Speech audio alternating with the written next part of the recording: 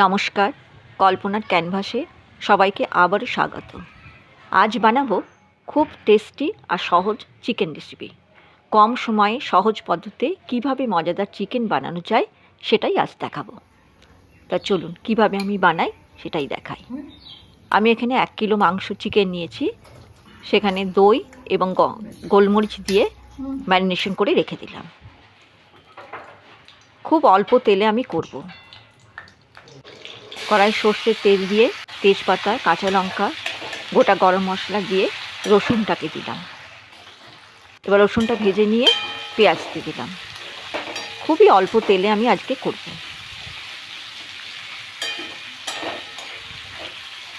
পেঁয়াজটা নরম করার জন্যে আমি একটু নুন দিয়ে দেবো।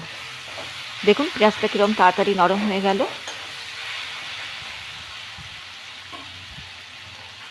এবার আমি আদা বাটা, জিরে গুঁড়ো, ধনে গুঁড়ো, লঙ্কা গুঁড়ো, হলুদ গুঁড়ো দিয়ে একটু কষিয়ে নেব।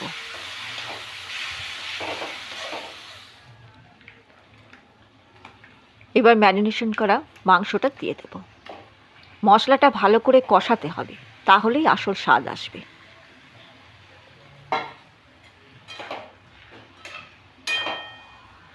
এবার ভালো করে আমি কষিয়ে নেব।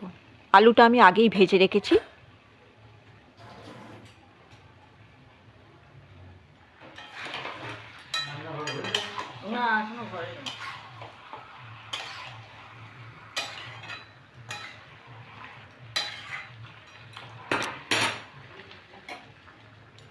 এবার একটু ঢাকা দিয়ে দেব।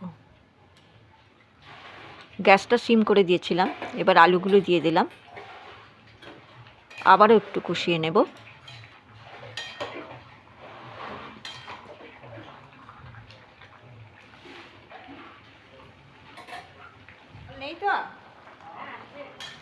এবারে জল দিয়ে দিলাম।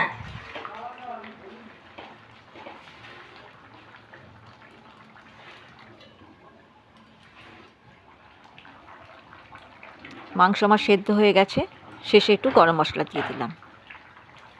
এই রকম আরও রেসিপি পেতে চ্যানেলটিকে সাবস্ক্রাইব করতে ভুলবেন না।